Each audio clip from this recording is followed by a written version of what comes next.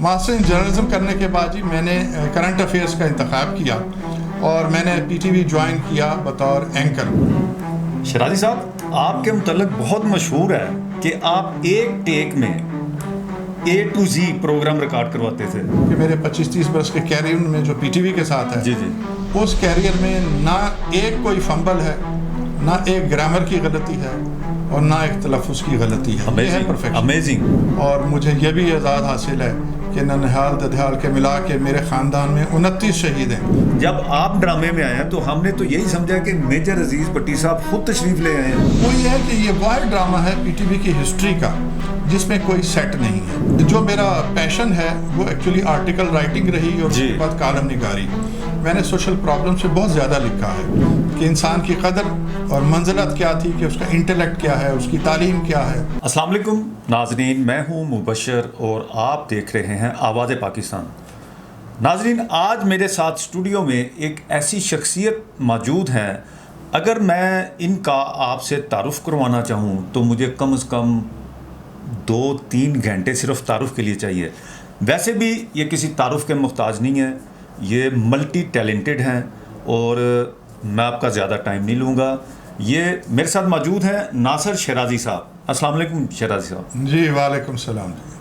شیرازی صاحب، آپ کا شکریہ، آپ تشریف لائے۔ آج کا دن آپ کا بڑا مصروف دن ہوتا ہے، بلکہ آپ کا ہر دن ہی مصروف ہوتا ہے۔ کبھی آپ نے ISPR کی میٹنگ میں جانا ہوتا ہے، کبھی کہیں۔ شیرازی صاحب، میرے ناظرین کو بڑا خوشی محسوس ہوگی اگر آپ تھوڑا سا ہم کو بتائیں۔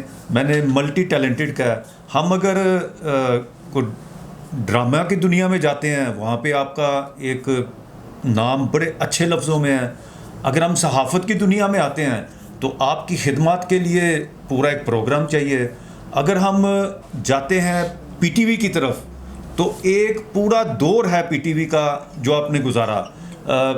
ہم چاہیں گے کہ آپ اپنی تھوڑی سی ہمیں بتائیں ناظرین کو۔ مبشر صاحب، تھینک یو ویری مچ۔ اچھا جی، انسان زندگی میں سوچتا بہت کچھ ہے اور بعض اوقات وہ سب کچھ نہیں ہو سکتا، بعض اوقات جو وہ کرنا چاہتا ہے وہ نہیں ہوتا، جو وہ نہیں کرنا چاہتا وہ ہو جاتا ہے۔ خواب ہوتے ہیں بندے جی، لیکن وہ لوگ بہت خوش قسمت ہیں کہ جو وہ کرنا چاہیں اس میں وہ کامیاب ہو جاتے ہیں۔ یہ میں سمجھتا ہوں کہ بہت بڑی بات ہے، اور ایسا ہی کام جو ڈیڈیکیشن کے ساتھ کیا جائے وہ پھر ان کی پہچان بن جاتا ہے۔ میں ان خوش قسمت افراد میں اپنے آپ کو شمار کرتا ہوں جنہوں نے عملی زندگی میں اپنے لیے جو کچھ سوچا، جس فیلڈ کا انتخاب کیا، جس میں وہ پرفارم کرنا چاہتا ہے، میں نے جب یہ سوچا اور میں نے جس شعبے میں بھی قدم رکھا اس میں مجھے کامیابی نصیب ہوئی۔ یہ اللہ شیرازی تعالیٰ کی صاحب، مہربانی۔ کوئی ایک شعبہ ہو تو میں اپنی ناظرین کو بتاؤں۔ ہم سٹارٹ لیتے ہیں پی ٹی وی سے۔ جی، ماسٹر ان جرنلزم کرنے کے بعد جی میں نے کرنٹ افیئرس کا انتخاب کیا اور میں نے پی ٹی وی جوائن کیا بطور اینکر۔ جی، اور یہ بڑا طویل کیریئر ہے، 25-30 برس کا۔ اس کے بعد میں نے بطور اینالسٹ بھی اس میں کام کیا، اور میرے کریڈٹ پہ ہے کہ میں نے قریباً 15,000 ٹی وی ٹاک شوز جو ہیں بطور اینکر، اینالسٹ، پروڈیوس۔ 15,000؟ جی، زیادہ تر جو میرے پروگرام ہیں وہ بطور اینکر ہیں پی ٹی وی پہ۔ یہ زیادہ کس موضوع پہ ہوتے تھے شیرازی صاحب؟ اس میں جی میں عرض کرتا چلوں کہ مجھے یہ بھی اعزاز حاصل ہے کہ میں نے جو پروگرام پیش کیے وہ پنجابی میں بھی تھے، وہ اردو میں بھی تھے، وہ انگریزی میں بھی تھے۔ اور ایک زمانہ ایسا تھا، بالکل میرے کیریئر کا بالکل ابتدائی دور ہے، جی، کہ ہفتے میں 3 پروگرام ہوتے تھے اور تینوں پنجابی میں ہوتے تھے۔ ایک موضوع تھا سوشل پرابلمز، جی، دوسرا موضوع تھا میڈیکل اینڈ میڈیسن، اور تیسرا تھا ایگریکلچر۔ تو میرے پروگراموں کے جو مہمان ہوتے تھے وہ اپنے سبجیکٹ کے اسپیشلسٹ ہوتے تھے، یا ٹاپ رینکنگ پرسنالٹی لاہور میں یا گورنمنٹ سیکٹر میں یا پرائیویٹ سیکٹر میں جو لوگ اویلیبل ہوتے تھے وہ تشریف لایا کرتے تھے۔ کچھ عرصہ وہ پروگرام چلے تو اس کے بعد میرے پروگراموں کی اسائنمنٹ ہے اس میں اضافہ ہو گیا، ایک اردو کا پروگرام میرے ذمہ لگا دیا گیا۔ یہ پروگرام ہوتا تھا اسلام آباد ٹی وی سینٹر سے، جس کا نام تھا ہفتہ رفتہ۔ یہ 7-8 برس تک ان چینجڈ چلتا رہا۔ اس پروگرام کے لیے میں لاہور سے جاتا تھا اسلام آباد، وہاں رکتا تھا، پروگرام ریکارڈ ہوتا تھا، پھر جب پروگرام آن ایئر ہوتا تھا تو اس کے بعد میری واپسی ہوا کرتی تھی پورے پروسیس کے بعد؟ جی، ویسے آپ کو آنے نہیں دیتے تھے؟ جی، اس میں ہوتا یہ تھا جی کہ ایٹ دی 11th کوئی چینج آ جائے، اور اس وقت اینکر editing ہوسٹ جو آ ہے جائے وہ کوئی- اویلیبل نہ ہو. صحیح. اچھا جی، میں اس میں اینکر تھا اور میرے جو ایکسپرٹ اوپینین دینے کے لیے جو اینالسٹ ہوتے تھے جی جی. وہ جناب حسین حقانی صاحب ہوتے تھے، جو ایک معروف علمی، ادبی اور سیاسی شخصیت ہیں. بعد ازاں وہ امریکہ میں سفیر بھی رہے بڑی خدمات ہیں ان کی. اور منسٹر رہے پاکستان میں، اور سیکریٹری انفارمیشن رہے. بڑی ان کی خدمات ہیں. تو اس کے علاوہ ایک پروگرام تھا جو میرے ذمے ڈالا گیا، وہ تھا president and prime minister special report. یہ پروگرام وہ ہوتا تھا کہ صدر مملکت جو بھی اس زمانے میں ان کا ٹور ہوتا تھا، کوئی جلسہ عام سے خطاب ہے، کوئی امپارٹنٹ ایونٹ کی انہوں نے صدارت کی ہے، وہاں پہ جو ان کی اسپیچ ہے اس پہ مبنی 1 گھنٹے کی ایک اسپیشل رپورٹ چلا کرتی تھی. اس کا اینکر بھی میں تھا. تو ایک زمانہ ایسا آیا کہ ہفتے میں 7 پروگرام میرے چلا کرتے تھے. اس میں لاہور ٹی وی سینٹر بھی تھا اور اس میں اسلام آباد ٹی وی سینٹر بھی تھا. اور جو میری اسائنمنٹ تھی وہ VVIP اسائنمنٹس ہوا کرتی تھی. مجھے اعزاز حاصل ہے کہ 25-30 برس میں مختلف جو حکومتیں بنیں ان کے جتنے منسٹرز تھے، پروونشل کیبنٹ کے چیف منسٹرز تھے، مجھے ان کے انٹرویو کرنے کا اعزاز حاصل ہے. شرازی صاحب، آپ کے متعلق بہت مشہور ہے کہ آپ ایک ٹیک میں A to Z program record کرواتے تھے. جی بالکل ایسا ہی ہے. میں سمجھتا ہوں جی کہ یہ اچھی جو روایت ہے یہ میں نے ہی ڈالی تھی کہ میں بسم اللہ سے پروگرام شروع کرتا تھا. پروگرام کا انٹرو دینا، مہمانوں کا تعارف کرانا، کوشچن آنسر، اور اس کے بعد جو اختتامی کلمات ہیں وہ انجام دینے کے بعد میں اجازت لیتا تھا اور مہمانوں کا شکریہ ادا کیا کرتا تھا. درمیان میں میرے کوئی اس میں ایڈٹ کی میں گنجائش نہیں چھوڑا کرتا تھا، حالانکہ ایڈیٹنگ کی گنجائش ہوا کرتی تھی.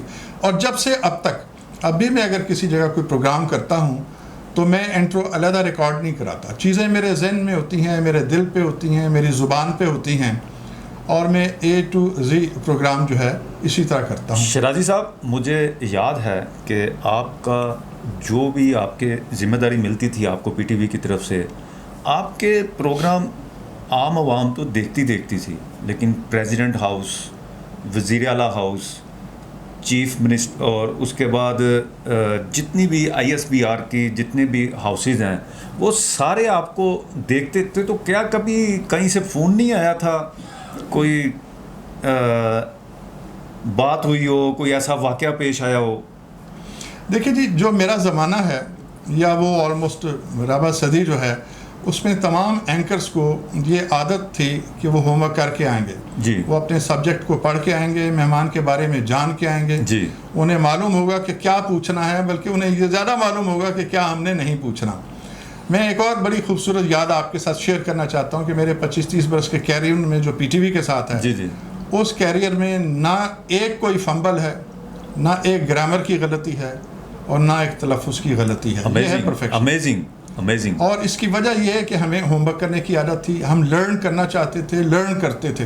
ہمارے جو سینئرز تھے اس میں بڑے نامور لوگ شامل تھے جو علمی میدان میں، ادبی میدان میں، اور TV کا جو پروفیشن ہے اس میں ان کا بڑا کنٹریبیوشن ہے. اس میں جناب انور حسین صاحب تھے جو کرنٹ افیئر کے ڈائریکٹر تھے، اور وہ خود بھی ایک پروگرام کیا کرتے تھے روبرو کے نام سے.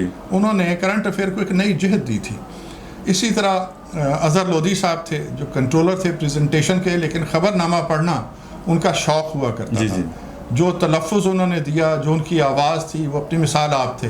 ایسے ہی ایک اور نامور اینکر ہیں جن کے بغیر اینکرنگ کا ذکر جو ہے وہ ادھورا رہ جائے گا. وہ تھے جناب لائق احمد. لائق احمد بہت بڑا نام تھا. جی بہت بڑا نام ہے. اور جب وہ کسی موضوع پہ پروگرام کرتے تھے، فرض کیجئے وہ آٹو موبائل پہ پروگرام کر رہے ہیں، تو لگتا تھا وہ میکینیکل انجینئر، خود میکینیکل ہیں. اگر وہ طبی تحقیق پہ کوئی پروگرام کرنے بیٹھے ہیں تو لگتا تھا کہ وہ کوئی اسپیشلسٹ پروفیسر ہیں. پروفیسر ڈاکٹر نہیں لگتے، پروفیسر لگتے تھے. بالکل، وہ میچلس شخصیات تھی اور پرفیکشن کا دور تھا. لہٰذا ہم ان کو دیکھ کے سیکھتے تھے. اور اس زمانے میں ہم سے توقعات بھی بہت زیادہ تھیں. وہ کیا تھیں کہ ڈریس جو ہے، ڈریس کوڈ تھا، آپ اس کے اگینسٹ نہیں چل سکتے. آپ کی آواز اچھی ہونی چاہیے، تلفظ درست ہونا چاہیے، گرامر درست ہونی چاہیے. جی بالکل، ہر چیز. ایک غلطی ہوئی نہیں اور آدمی آف ایئر ہوا نہیں. یہ اس زمانے کا جو تھا ٹرینڈ تھا. اس کی وجہ کیا تھی؟ وجہ یہ تھی کہ PTV ایک واحد اکلوتا ادارہ تھا. PTV ہی کو دیکھنا ہے پریزیڈنٹ آف پاکستان نے، پرائم منسٹر نے، سروسز چیف نے، फेडरल कैबिनेट ने, प्रोविंशियल कैबिनेट ने और तमाम इल्मी अदबी हलकों से वाबस्ता लोग जो हैं, तदरीस जिनका पेशा है वो भी, क्योंकि आपके पास और कोई चॉइस नहीं थी, लिहाजा आपको परफेक्ट होना चाहिए था और लोग परफेक्ट थे, इसमें कोई शक नहीं। और एक और चीज़, इसकी तारीफ बहुत ज़रूरी है, हमारे ज़माने के जो टेक्नीशियंस थे, चाहे वो कैमरामैन था, चाहे वो लाइटमैन था, चाहे वो ऑडियो इंजीनियर था, चाहे वो सेट डिज़ाइनर था, ये सब लोग जो हैं पीटीवी की जो एकेडमी थी इस्लामाबाद में जी, वहाँ के तरबियत याफ्ता थे। हर आदमी उस तरबियत के मराहिल से गुज़रा था और फिर उसके बाद जब वो परफॉर्म करने के लिए मैदान अमल में आया तो उसने जो कुछ भी प्रोड्यूस किया जी, वो बिला मुबालगा परफेक्ट था। आज तो बहरहाल दौर ही चेंज हो गया है, अब तो तरबियत या इन चीज़ों पे शराजी साहब ये बताएं कि हर बंदा जब किसी भी फील्ड में आता है तो उसने ना एक अपना स्केच बनाया होता है कि वो वाली शख्सियत, मैं उससे बड़ा मुतासर हूँ, और वो उसको फिर कॉपी भी करता है। लेकिन हम देखते हैं, तो ये तो आप बताएंगे नाज़रीन को आप किससे मुतासर थे, लेकिन जो हम देखते हैं आपकी शख्सियत पे कोई ऐसी छाप नहीं थी कि जिससे कहा जाए कि ये फलानी शख्सियत से रिजेम्बलेंस है। जी बिल्कुल ऐसा ही है। अच्छा जी, एक बड़ी मैं दिलचस्प चीज़ आपके साथ शेयर करूं जो इस 25-30 बरस के कैरियर में आज तक ज़ेर बहस नहीं आई। अक्सर होता है कि जी आप बड़े होकर क्या करना चाहते थे, तो I wanted to be a religious scholar. मेरा ख़ानदान जो है मौलवी बनना चाहते थे, बिल्कुल ऐसे क्लीन शेव मौलवी। हमारे यहाँ पढ़ा लिखा ख़ानदान था, मेरे वालिद, मेरी वालदा, मेरे बहन भाई, ऑफ कोर्स वो तो एक बाद की जनरेशन है, लेकिन पूरा ननिहाल और पूरा ददयाल मॉडर्नली एजुकेटेड है।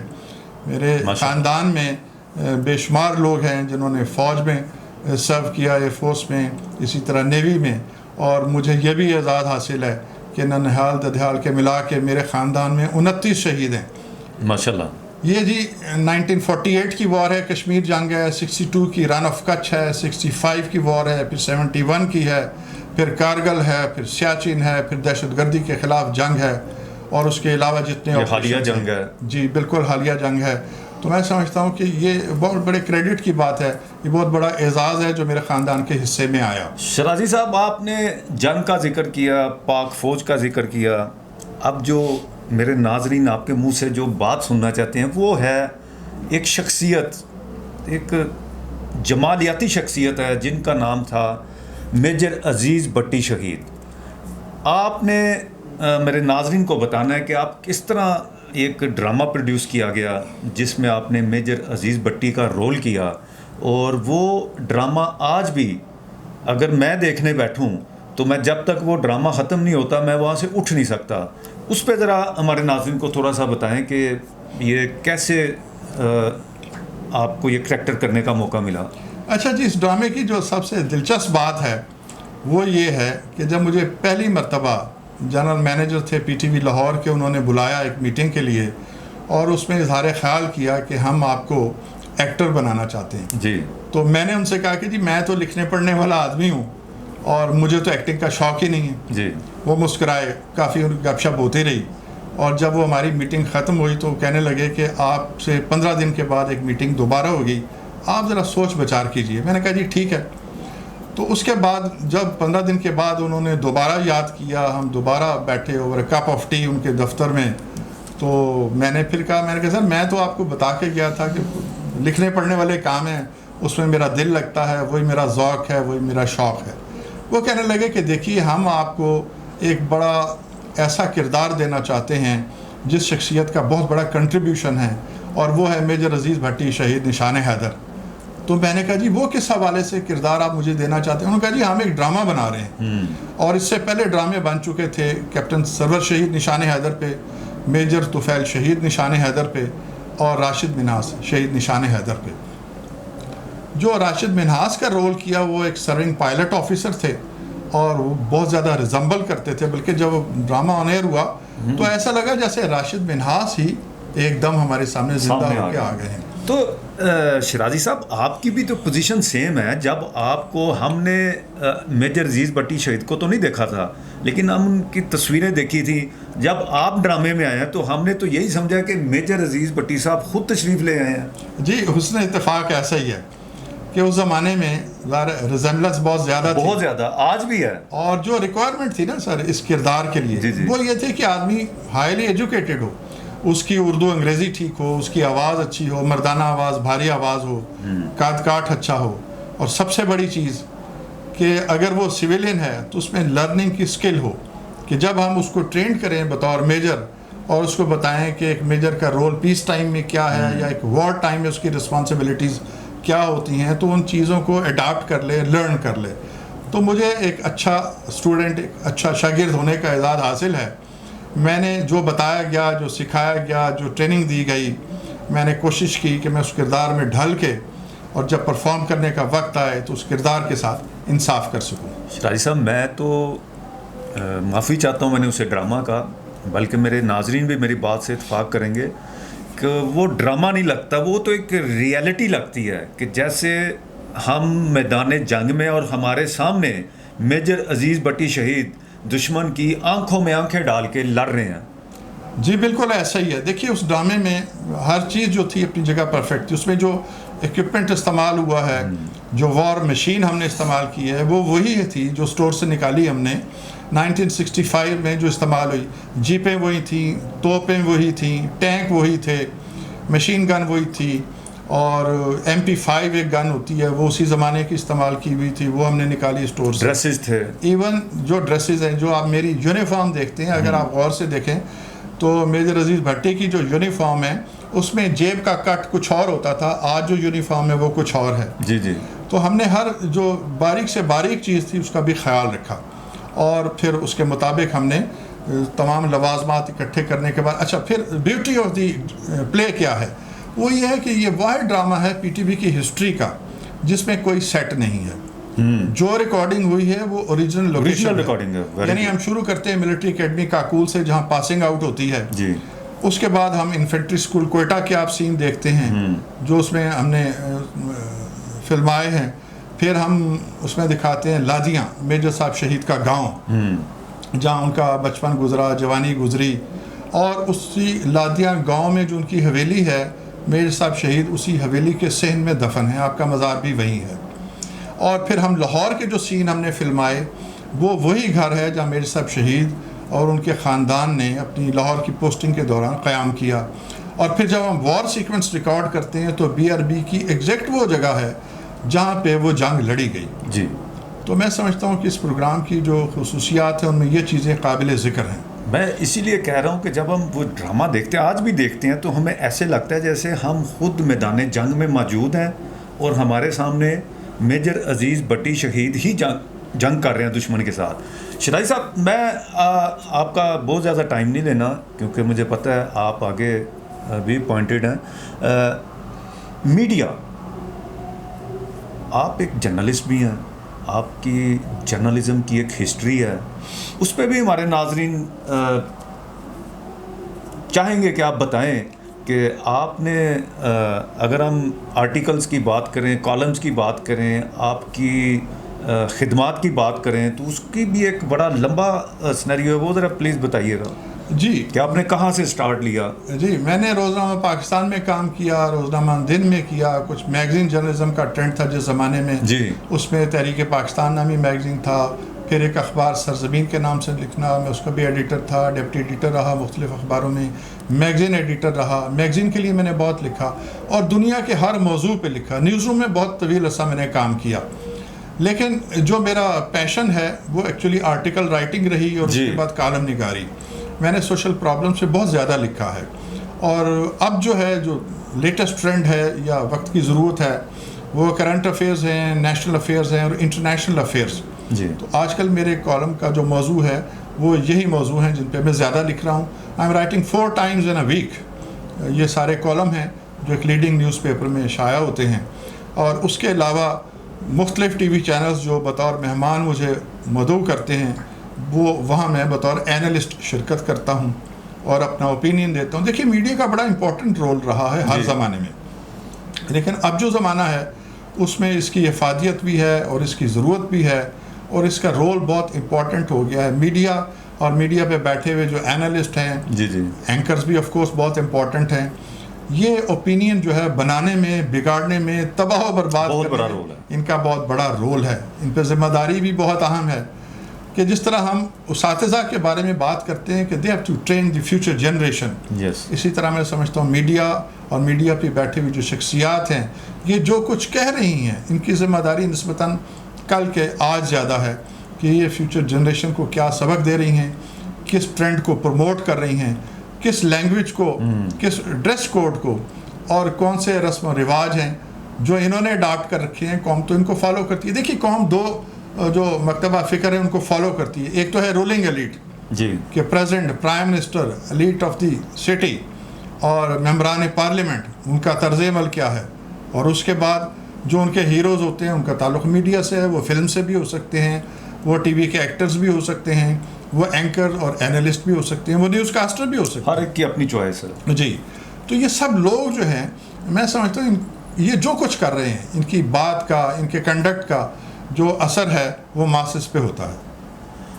شاہی صاحب، آپ کی جو آرٹیکلز ہیں وہ اگر ہم گننے بیٹھے ہیں تو میرا خیال ہم اکاؤنٹ نہیں کر سکتے. آپ بتا سکتے ہیں کہ آج تک آپ نے کتنے آرٹیکل لکھے؟ جی یہ کم از کم 12,000 کے قریب ہیں. جی 12,000 کے قریب آرٹیکل جو لیڈنگ نیوز پیپرز میں شائع ہوئے ہیں. شرائی صاحب، ابھی آپ نے بات کی کہ یہ جو میڈیا پرسنز ہیں یہ معاشرے کا رخ چینج کر لیتے ہیں، لیکن جو آج کل جو طوفان بدتمیزی سوشل میڈیا پہ شروع ہوا ہے اس پہ کوئی بات کرنا چاہیں گے، کوئی پیغام دینا چاہیں گے کہ یہ جو جھوٹ اور عجیب و غریب قسم کے جو کام شروع ہو چکے ہیں؟ جی یہ بڑا افسوسناک طرز عمل ہے. میں سمجھتا ہوں ایک مشروم گروتھ ہوئی ہے یوٹیوب کے حوالے سے. اگر ہم بات کریں سوشل میڈیا کے حوالے سے آل ٹوگیدر اگر بات کریں تو نیگیٹو چیز جو ہے وہ پروموٹ ہوتی نظر زیادہ آتی ہے. پروموٹ کی جا رہی ہے. یہ بڑا افسوس کا مقام ہے. یہ نان سیریسنس جو ہمارے رویوں میں آئی ہے اس کا ذمہ دار بھی میں اور آپ صرف میڈیا نہیں ہے بلکہ پوری سوسائٹی ہے. پوری سوسائٹی میں جو کچھ انجیکٹ کر دیا گیا. دیکھیے ہمارا بچپن آپ کا بچپن تھوڑا سا ہی فرق ہے کہ انسان کی قدر اور منزلت کیا تھی، کہ اس کا انٹلیکٹ کیا ہے، اس کی تعلیم کیا ہے اور وہ معاشرے کو دے کیا رہا ہے. پھر ہم نے انحطاط دیکھا کہ انسان کے پاس گاڑی کون سی ہے، اس کے گھر کا سائز کیا ہے، اس کے ہاتھ میں موبائل فون کون سا ہے، اور اب وہ کس عہدے پہ ہے. اور عہدہ بھی وہ کہ کیا وہ آپ کو نقصان پہنچا سکتا ہے تو پھر اس کی اہمیت ہے، اور اگر وہ آپ کو فائدہ دے سکتا ہے تو پھر اس کی اہمیت ہے. انسان کی قدر و قیمت میں گھٹتے ہوئے دیکھ رہا ہوں. اور یہ جو انحطاط ہے ہماری سوچ میں، یہ زندگی کے ہر شعبے میں ہے. یہ بہت بڑا افسوسناک لمحہ ہے. ہمیں اس پہ غور کرنا ہوگا. ہمیں سے مراد ہر محب وطن پاکستانی کو، ہر ذمہ دار شہری کو اس پہ غور کرنا ہوگا اور بہتری کی گنجائش پیدا کرنی ہوگی، اور نیگیٹو رویوں کو ڈسکریج کر کے پازیٹیو تھاٹس جو ہیں ان کو آگے لانا ہوگا، پازیٹیو شخصیات کو آگے لانا ہوگا جو یکجہتی کی بات کرتی ہیں، جو مذہبی ہم آہنگی کی بات کرتی ہیں، جو دفاع پاکستان کی بات کرتے ہیں، جو پاکستان کی سالمیت کی بات کرتے ہیں، جو ترقی کی بات کرتے ہیں اور قوموں کے ساتھ، دیگر قوموں کے ساتھ کمپیٹ کرنے کی بات کرتے ہیں. ان کو آگے لانا ہوگا. میں بہت شکر گزار ہوں شیرازی صاحب کا، اور یہ جو پیغام شیرازی صاحب نے دیا ہے اس میں بہت اچھی بات کی ہے کہ ہمیں کمپیٹ دیکھنا چاہیے کہ ہم کس کے ساتھ، ہمارا مقابلہ کن کے ساتھ ہے، یا ہم نے اپنی قوم کو کس لیول پہ لے کے آنا ہے. لیکن یہاں پہ ہم دیکھتے ہیں کہ سوشل میڈیا پہ کوئی بھی اٹھتا ہے وہ جرنلسٹ بن جاتا ہے، کوئی بھی خاتون اٹھتی ہے، کوئی مرد اٹھتا ہے وہ سوشل میڈیا انفلوئنسر بن جاتے ہیں، اور اینڈ پہ ایسی واقعات اور بیہودہ قسم کی وہ چیزیں آتی ہیں. اب ظاہری بات ہے عوام کو تو جو دیکھنے کو ملے گا انہوں نے وہی دیکھنا ہے. لیکن اس پہ میری بھی خواہش ہے کہ ادارے جو ہیں پاکستان کے وہ اس پہ ضرور غور کریں، اور اس کے لیے کوئی ایس او پیز بنائیں کہ ہر بندہ اٹھ کے معاشرے کی خرابی کا باعث نہ بنے، اچھائی کا باعث بنے. اور آپ اپنی رائے کا اظہار ضرور کیجئے کمنٹ باکس میں، اور دیکھتے رہیے آواز پاکستان.